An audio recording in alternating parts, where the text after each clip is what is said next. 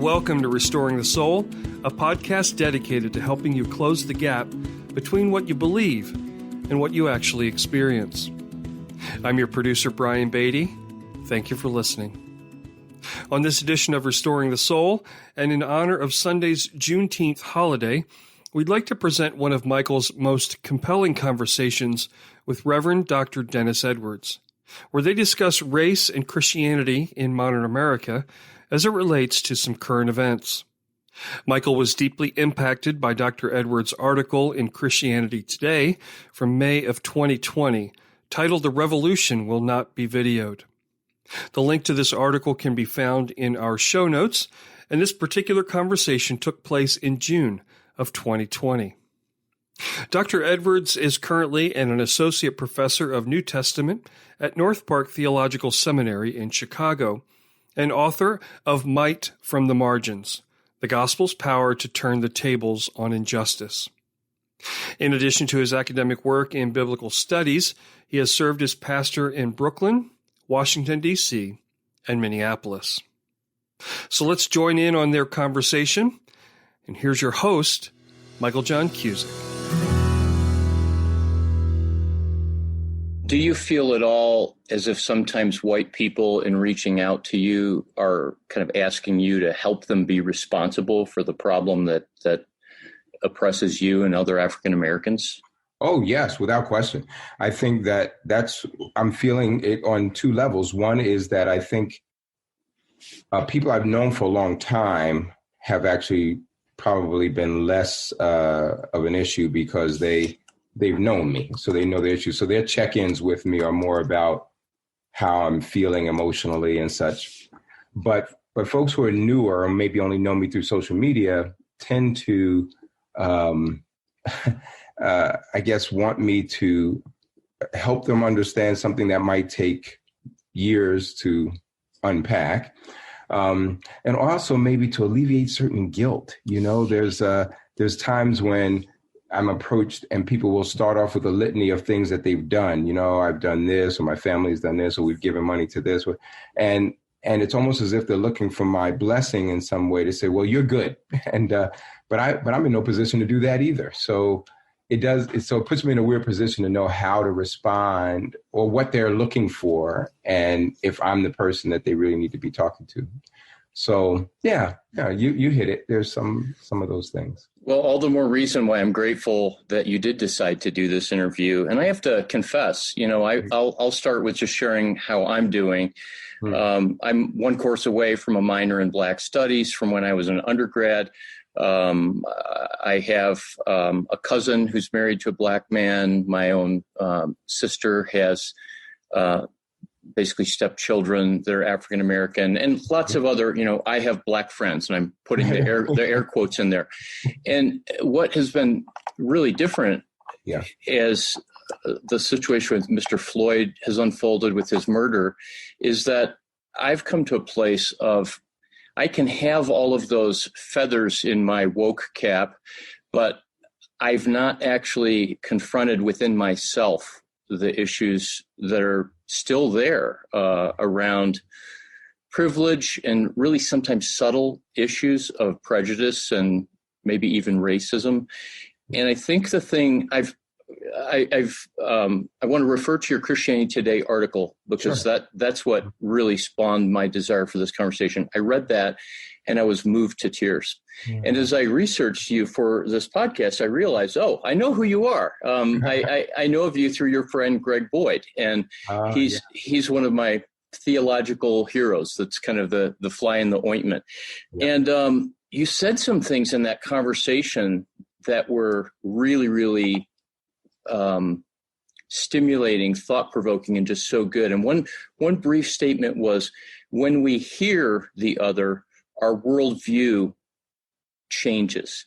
I am curious in terms of just how you're doing and how this is all impacting you emotionally in light of what you said, but also what does it mean to hear the other that's different? Right. And that happens at a lot of levels, right? I mean, I think for me, as a male, I wound up, in early on in evangelical circles being taught that women could not minister publicly, right? So I thought of that in terms of the way Bible verses were used. So I tried to have this objectivity that people were saying, well, that's just the way it is.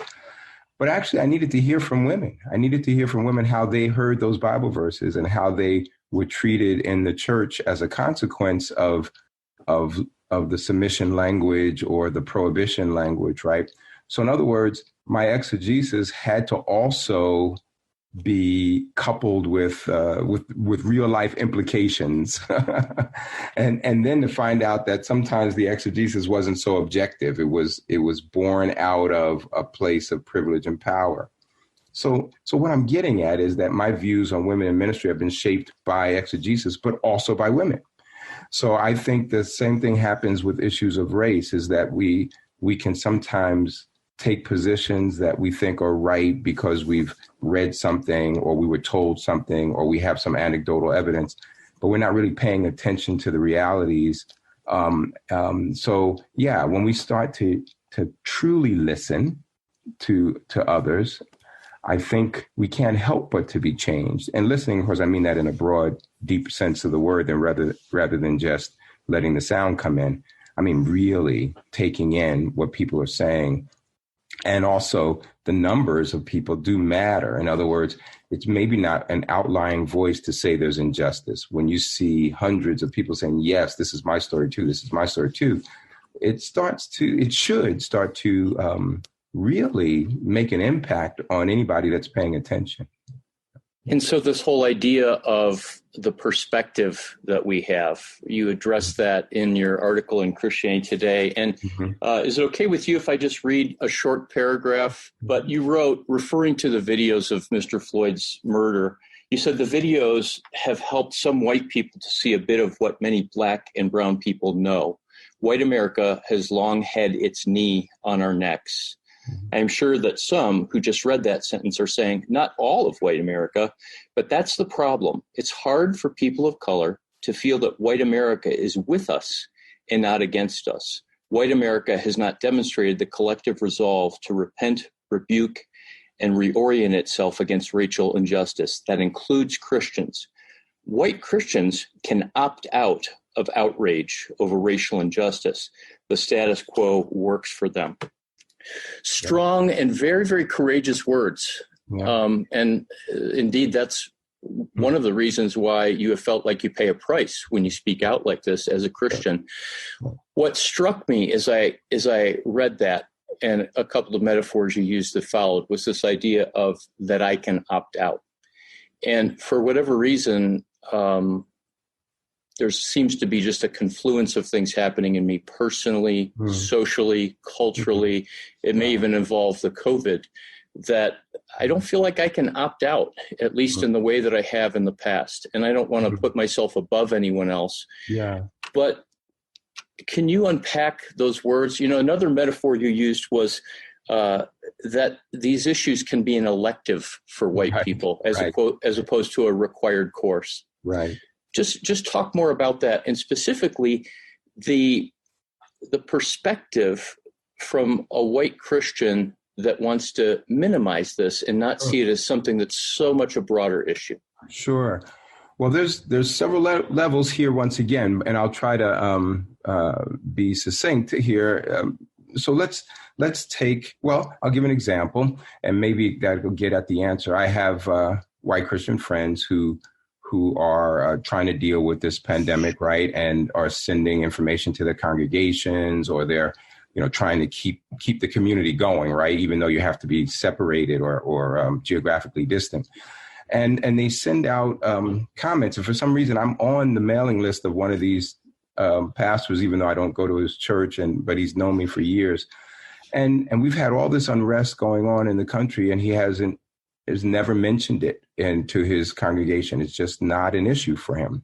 Now, I happen to know him personally, and I've known him for a lot of years, that I can't speak for him, but the silence says it's not important enough for me to address to my people, even though I have their ear and have regular communication with them. And he's not the only example. I mean, there's many pastors I know, and I've been in around Christians and in their churches that if it sounds kind of like politics to them or something that's partisan or it's going to get at an election issue, they don't want to touch it unless it falls in something they think would be really comfortable for the congregation to hear. So that's the opting out part. I mean, it's sort of, there's no personal skin in the game, as they say. There's nothing to lose by being silent, right? What they feel like they might lose if they speak, right? They might, I mean, even Greg Boyd, our friend that you just mentioned, he tweeted something recently that said he wanted to commend any pastor that did speak out, because he said they might not have a job come Tuesday. You know, it's like there's those folks who you know, really it would become an issue for them. But the second part I want to get at is when some people get offended if I use the general terminology of white Christianity, I do that. I did that on purpose, because part of the deal is that there's a collectivism about Christianity. It's supposed to be a communal faith, but we tend to treat it individualistically in America. So you're going to have those individual Christians who say, but I never did this, or my family never did that. But the problem is you're part of a bigger thing. You're part of a bigger collective. Your ability to distance yourself from what you see as injustice still negates the reality that you're part of a bigger structure, a bigger system that still works for you. In other words, you could be a pastor who has said nothing about race or cares nothing about these issues, and you could get called to a congregation to serve that congregation, and they would be happy for you to never mention these things. So now you are part of a system that never has to address injustice, even though you might say, I personally don't feel any animosity toward people of color or toward Black people or whatever. In other words, that individualism works against what Christianity is supposed to be, which is a communal faith. So that touches on what I was getting at. And I use the word collective in that quote that you gave, because I think there should be a collective outrage from white Christians. Mm-hmm. Thank you for that. Mm-hmm. In John chapter 8, it talks about how the truth will set us free. And Dr. King obviously referred to that again and again and again. And it seems like evangelicals in the last 50 years, maybe longer, I'm only 55, so I don't know, have referred to truth as the scripture. And it seems to me that truth in scripture is larger than that it's the human experience and how real and true that is, and then the truth of how God reveals himself. Can you talk for a moment about your truth as a Black man in America? Because I feel like one of the things that we are insulated from when we can opt out is to hear the stories of what it's like for Black men and women who are not shot and killed or falsely incarcerated, but who just go through day after day after day with a sense of hypervigilance or with a sense of being wounded in all kinds of different ways. Would you be willing to talk about that? A bit. Yeah, I can a bit. I mean, I think my hesitancy, even in some of my public writings in book and articles, I don't often chronicle too many personal stories, because they start to, it almost becomes like this contest of who had it worse. And, you know, and on some level, there's a certain morbid curiosity in stories of either violence or outrage or those kinds of things that I think, I don't know, sometimes people miss it, because sometimes it's something that's built up. Now, I'll give you one example, yes, but I don't, but that's the problem. I don't want that to be like somebody listening to this says, well, I know somebody who had it much worse. You know? But I'm giving an example because of the subtle nature of things. So when I was a seminary student and I came to seminary with an engineering degree, and I didn't know how I would do in seminary, I was a little nervous about the work being different than science and math, but I was doing okay. But I had a professor in a church history class who he treated me like I was stupid, and I've got reasons for saying that. And at one particular point, when I didn't get an exam back and everybody else had their exam, he couldn't find it. And when I asked him about it, he says, well, I can't find it. I put it in your mailbox. And he was very dismissive of me. In fact, said it like that, very dramatically, like, get out of my face. I happened to work security, so I had keys. And when I checked behind the mailboxes, he had put it in the mailbox next to mine. And I had a really high grade. And when I came back in the classroom, he seemed shocked to see that I had the second highest grade in the class. And I think I got the highest grade on the final. He genuinely did not think I had the mental ability to do it. And some of the way he talked to me, one instance, he talked to me like some of your folks might be old enough to remember old television shows like the Amos and Andy and Step and Fetch It character. He talked to me with that kind of backwards, drawl, kind of slow talking, stereotypical Black speech that white people put on us from early 20th century. And in the classroom did that to me. I mean, it's pretty demoralizing. And to have it done in front of you, in front of the whole classroom, when I'm getting the highest grades in the class. So I have stories like that of minimization, of people kind of making assumptions, not to mention the fear, yes, of, anytime you hear the sirens, you're always looking behind you. Now that I'm older, I sometimes think I'm not going to be treated the same way. I have adult sons, and I fear for them because they're right in the demographic that the police seem to be looking at. So, yeah, I don't want to trade a bunch of horror stories, but it's in that vein of minimization and stereotyping that I have existed in that world. What would you say to the Christians who, and I see a whole segment of them on social media, which I've actually tried to stay away from over the last week, who basically say, the color of our skin doesn't matter because we're just all one in Jesus. I've heard that a lot. Yeah. And, behind that seems to be a dismissive attitude towards what's happening. Yeah. Well, you hit it with that word dismissive. I think there's a couple of things going on. I mean, from a theological standpoint, the color seems to matter to God. I mean, God made us in his image, and however you view the world in a scientific way or the deliberacy of creation, or however you read the Bible story, I'm not sure. But at least by the climax in Revelation, we definitely see people from all over the world speaking different languages, coming from different nationalities all around the throne, right? And it's a celebratory image of God's diversity. You see that at Pentecost, certainly. So there's a theme in Scripture that God not only is behind ethnic diversity, he celebrates it. And I think when people say that they're colorblind or it doesn't matter, what it seems to be saying is that I see your color as a deficiency, but I'll do my best to not acknowledge that and just say we're all the same. It also minimizes the cultural and ethnic uniqueness of people, which is part of our identity. So the only people I hear say that for the most part are white people. And I admit that there's white people for whom their ethnic identity might be more confusing because they don't know what does it mean to be white. They only know it in contrast to ethnic minorities. So it's a challenge, perhaps. So I think it minimizes our uniqueness, and I think it also minimizes the special work that God has done in creation. So you made this kind of allusion in your article about, I can already hear people responding this way. But as you talk about how there's an assumption that there's a deficiency with the skin color or ethnic racial background, I can hear people right away going, but I don't think that blacks or any other are deficient. What would you say to people to help them get out of that kind of self-fulfilling loop?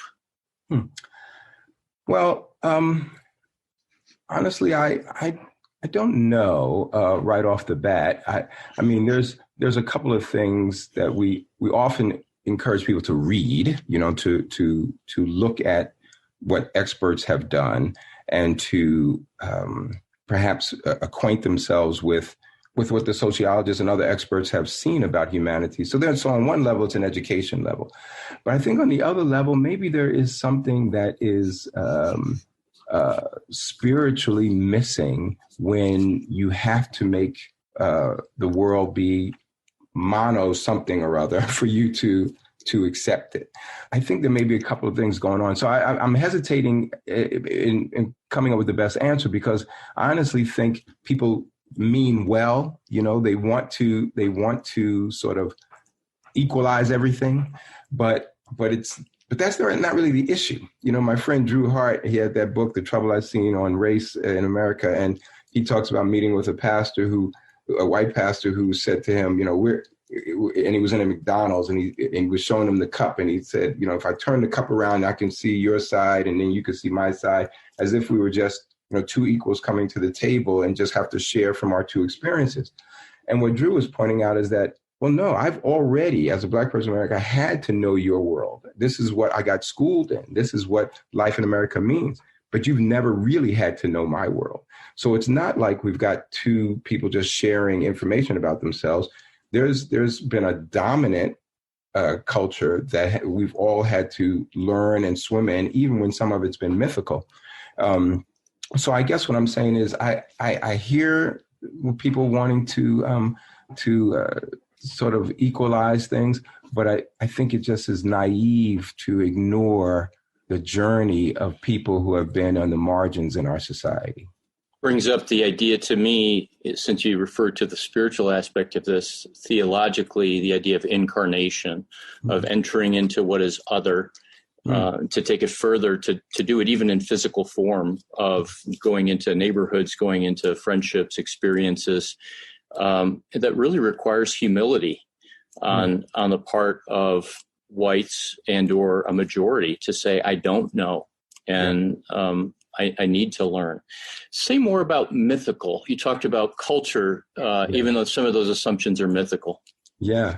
Well, I will answer that, but I do want to actually even come back to that humility thing you said. So hopefully I'll do that in a minute. But what I mean by mythical is, and others have written on this, I'm not a historian, so I'll say that straight out. But there is a myth of America's Christianity, a myth of America being built by rugged individualism, and a myth of this America of a nation of immigrants where different people are, they come in and they become part of this melting pot. And I'm saying the reality of it is, America, whatever that is, this nation, however we want to define that, has actually always depended on exploiting people. And there's not been this rugged individualism. Take, for example, all the Asian Americans who came when slavery was outlawed, they still needed cheap labor. So all these Asians come, particularly Chinese, and work on the railroad. And there's a lot of stories of how dehumanized how they were treated, right? And then, of course, we get that famous picture when the East meets West, and the railroad is done across the country. And there's not an Asian in the picture, right? There's these white business people and others in there, as if the railroad was accomplished by just this white strength and ingenuity. No, that's not an accurate picture. That's a myth. So that's what I'm getting at. There's a myth of how the country was built. If we leave out the exploitation of people of color, if we leave out the dismantling and destruction of indigenous Americans. So it's not to say that you can't recover in some way from horrors of the past. It is to say if you don't face up to them, they will always keep haunting. And I think that that's what's happened. And now I'm no expert on South Africa, but certainly to some degree, they have tried to deal with the past in some way as they were pressing forward, after the dismantling of apartheid. So I think here in our country, we've had a reluctance to talk about the pains of the past. You hear ethnic minorities bringing those things up, and white people get upset, and they'll say, well, don't talk about that. You're bringing race into it. No, it's always been in it. And so the myth I'm referring to is to think that we've had an America that did not exploit people of color. And the myth of believing that one interpretation of history is correct. Because I remember hearing, if that's a liberal perspective, then it's revisionist history. It's not really accurate history. And again, what if there's multiple perspectives and actual realities that are very different than how we perceive it? Right. And I think that's why going back to something you said earlier in terms of listening to others, I think that part of what we do in history is try to reconstruct those narratives. We try to learn from the various stories. I mean, I don't. Maybe it's revisionist in a negative sense, where people think some things got changed or altered. But I think it's revisionist, right, in the sense that we're learning that what we were taught wasn't the full picture. So, yeah, I mean, I take something as simple as my last name, Edwards, right? I have no idea how I got that name. And it's a English name, and I don't know of any English ancestors. We can't really tell our history beyond a certain point in this country. So the reality of it is there is part of our history that's ugly. And rather than ignoring that, we should have, as a nation, wrestled with it to the point where we said, what do we need to do to make things be different, and that different be better? Instead, we have largely, and I hear this a lot from the Christians, we've tried to ignore it because we say it doesn't matter. It's in the past. But the past always impacts the present.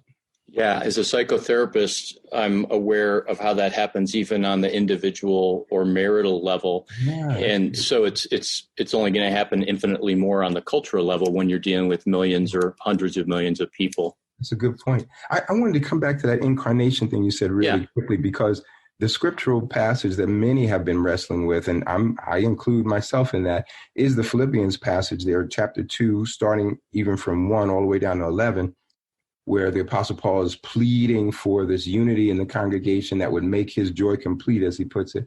And then he goes on to say, consider others better than yourself. And here's the picture, be like Jesus, who didn't consider equality with God something to be exploited for personal gain, but he emptied himself. And we all say we want to be like Jesus, and we sing that. And in many ways, people of color, Christians particularly, have often been serving the larger body of Christ in so many ways, in many thankless ways. And it hasn't always gone the other way. So I think this notion of incarnation is a powerful one that you bring up, that there may be more to explore there for white Christians. I allude to it in the essay in Christianity Today. I mentioned that Philippians 2, because I think that we could, as a people, as Christian people, but I'm going to say particularly white Christians, find a lot to be Christ-like if we could learn, or if they could learn to give up in order to gain. Another paradox of the kingdom. I love that. That phrase of incarnation came out of a book I'm reading by Wendy Farley, who is a gay theologian in, I believe, at Redlands College. She used to be at Emory, and she has a book called Gathering Those Driven Away. Wow. And it looks at the idea of incarnation through a theology of the oppressed, and it's North American oppression as opposed to Latin American oppression, like liberation theology. So thank you for following up on that. 2 questions, they're interrelated, and then we can wrap up with the second one. This is another thing I've been observing. I've heard Christians say and seen on social media, well, the only solution is Jesus. And of course, the answer is always Jesus, right? Like the kid in Sunday school. Right. But what are the questions? Hopefully that's being redefined right now. But as I think about that, the answer is Jesus. So much of the Bible Belt and other Christian groups have, for the last couple of centuries, been explicitly, overtly racist, or where there's just pockets of that being far more prevalent, accepted, and encouraged. So if yes, the answer is Jesus, of course, that has social, political, cultural, financial, donating, go protest, get to know the person who's other. But when you hear that, where does your mind go? Well, thank you for asking that, because it's probably one of the things that irks me the most.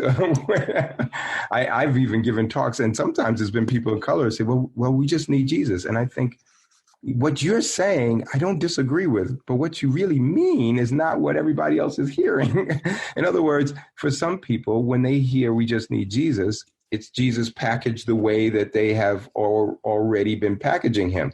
He's white, he's American, he's about their personal ticket to heaven. So it's not that I would disagree. We do need Jesus, but we need a robust picture of Jesus. Jesus who upsets the apple cart, if you will, who reorients our whole lives, who dismantles the things that we were holding on to as idols. I mean, we need a Jesus, but we need that idol smashing Jesus, the iconoclast Jesus, and in many ways we've created a different Jesus. So I feel like that answer is so simplistic, because if we and some folks think, we're just talking politics as if that's a dirty word. No, honestly, I think that if enough Christians really saw Jesus in a better light, or in a more, encompassing or a bigger way, it would lead to some policy changes, because we wouldn't want to have any structures that were oppressive to fellow human beings, even if they were not other Christians, even if they're just human beings. We wouldn't want any system to be oppressive if we had a fuller sense, a bigger picture of Jesus. Yeah. Well, the name of this podcast and the name of our ministry is Restoring the Soul. And I'd like to think that one of the, if not the primary reason why Jesus came and lived and died and rose is for restoration, the restoration of all things, a restored humanity, where all of us are at that throne and at the table. So here's my last question. Give me a 7-point plan for fixing all this. All right, so it's time to plug my book, right? Because then, book is not a 7-point plan. But no, so I pre-ordered your book. It's on Amazon. When is it coming out, by the way? September 8th, I believe it is. Mm-hmm. Okay, so talk about your book for a minute. The title is Might from the Margins, and the subtitle is The Gospel's Power to Turn the Tables on Injustice. The turn the tables is sort of an allusion to Jesus in the temple there. But the Might from the Margins, I'm basically trying to make a case that I think the Bible has made, but I just want to make it explicit that the way of Christ, the way of Jesus, is not the way of the people we take to be the most powerful in our society. The way of Jesus is found in people that are presumed powerless, the people that don't have status, children, women for many years, people of color, ethnic minorities, people who are not physically able-bodied. This is where we look for Jesus. And our prophets emerge from that group, are people who can help diagnose injustice, people who can turn their righteous anger into the correct kind of activism. I mean, this is where we see Jesus. I mean, Jesus himself came as part of an oppressed minority within the Roman Empire, came at a time where his people were on the margins. So that's the basic issue. And so even though I say that in a couple of sentences, of course, I tease out a lot more in the 10 chapters, but I want people to know that I also try to center the voice of those on the margins, rather than it being a book that's about white people trying to learn a lesson. It's a book that celebrates all of us marginalized people, I hope, in a way that blows wind in our sails and helps us to lock arms in solidarity. And it sounds like it's more than just an idea of this power from the margins, but it's a hermeneutic, it's a worldview, it's a way of looking at the scriptures and at stories. And every person and every culture is a story. Yes, well said. No, I appreciate that. Thank you. Yeah, I can't wait. If you keep that going, then maybe I can give you the best copy of the book and you can say it, because you said it very well there. Thank you. Yeah, well, if you're looking for endorsements, I would be happy to do that. The title alone caught me right away. I have a sister, actually, that used to teach as an adjunct at North Park, where you're a full-time faculty, and she did her master's in liberation theology and then got a doctorate at Northwestern. Wow. And she's a blue-eyed, fair-skinned woman who lived in Nicaragua for a couple of years. So God bless it. the whole idea of the power of the weak and the theology. It seems like even white people have a hard time understanding the Beatitudes in a way that reflects that first century Palestinian context in which Jesus taught them, to dark-skinned people, by the way. Yeah. Oh, that's a good point. I think I gravitated toward Anabaptism partly because of the way Anabaptists see the Beatitudes.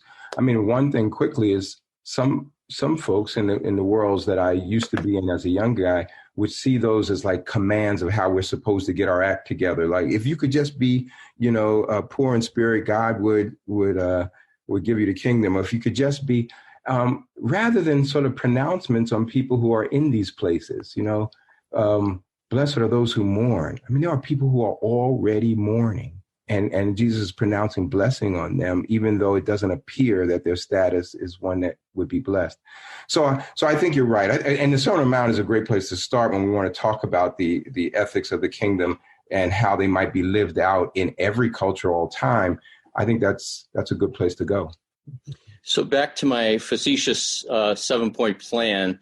Based on your book and what you mentioned that you and your wife have done to speak into these issues for a number of years, that one of the primary things is for whites to begin to consider the worldview and the nature of power, that power in weakness, that power in vulnerability, that power in other, all of that is the reality of what brings forth healing and unity. Would you just expand upon your own idea that I summarized? Yeah, no, that's awesome. It's funny because we're in a weird time where we know that. I think when I say I think we Christians know that, but we don't really, really deeply believe it because, there's a rallying now around phrases like, America first or the greatness of America. There's a tremendous amount of money we put into the military. Now, I know some people get angry right away and say, well, don't you think we should keep ourselves safe? I mean, I think that the weird thing is that the kingdom values of Jesus are so different than what we think. It's frightening because we put a lot of energy into maintaining our own human bodies and our own personal desires. And we even have created theologies around our own personal desires and happiness that we miss this self-giving, powerful message of Jesus that is really loving God and loving neighbor, which is way more radical than bringing cookies when they move in. There's something about this self-emptying love that I think if people could really, I'm trying to learn that. For myself. And I think America has protected itself. American Christians have protected themselves by saying, well, look, we got to have a big army. We've got to be strong. We've got to be in your face. And a lot of them are behind our current president who projects this kind of image. And I think rather than critique it, they have said, yes, I want that because there's something about that feels empowering to them. But it's opposite the way of Jesus. I mean, I don't even know any other way to say that. Maybe this is an opportunity for our country to reorient and reexamine everything. And I know that's a process. Yeah. And that's something that we would all hope and pray for, but it's hard work. And it comes down to one heart, one soul, one conversation at a time. Yeah. Yes, that's true in a sense. But I also think there are some big movements that are not. Yes, there's a both and for me. There's the one heart at a time, which is like a conversion, right? I mean, because we pray that way, we preach that way, we do our church that way. We want, maybe it's one heart at a time. But I think simultaneous with that, there are some policy things, right? I mean, and policy things may impact a bunch of people at one time. So if I as an institution, doesn't have to be the whole government, if I have an institution that continually makes it difficult for Black people to survive there, right? Even though I say we want you to come, but then I make it really hard for you to survive, then it's not a matter of one heart at a time. It's a matter of changing this culture, right? So that the institution at least becomes safe enough that now I can have those one at a time conversions. So I think it's a both and sometimes environments are just too hostile for us so that there's no chance for for people to rub shoulders and get to know each other, because some Black folks, it's just not safe for us to be there.